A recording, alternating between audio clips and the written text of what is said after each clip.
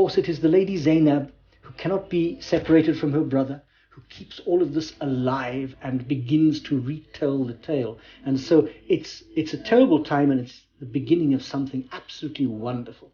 Following the tragic killing of Husain, his sister Zaynab carried the flag of Husain's mission and became the moral support for the women and children who had been taken captive.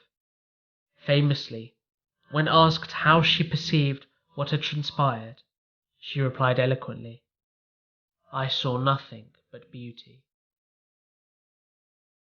She makes these two famous protests against the citizens of Kufa and then against Yazid. And she is famous that not only does she denounce his leadership and indict him as a person, but she also in those moments begins the story of Karbala and ensures at that moment that the story will never be forgotten and that the lessons of Karbala will never be forgotten. Zaynab's fiery speech in the courtyards of Yazid sent shockwaves across the nation, as word spread of how Husain and his small army were martyred in Karbala.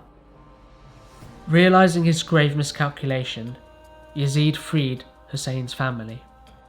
Zaynab, alongside Husain's last remaining son, Ali Zayn al-Abidin, began to tell people of what happened in Karbala. This triggered a series of uprisings, which eventually led to Yazid's rule being dismantled. For a number of people, the commemoration of Husain is also about this quest for justice and goodness in the world. And so the recounting of the story of what happened is then connected with accounts of oppression, of tragedy, and of brutality in the world that we have, and a hope and desire for something better.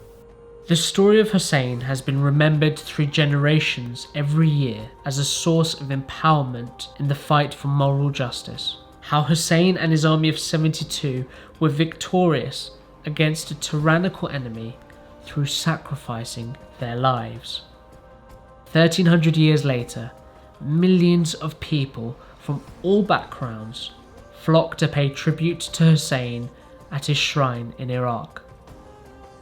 Every time we stand up to fight and we are prepared to sacrifice everything for truth, we are like Husain. The reason why people can aspire to be like Husain is because he transcends religious borders and political borders. Justice is a human thing. All human beings, even non-religious human beings, are bound by justice. The revolution continues.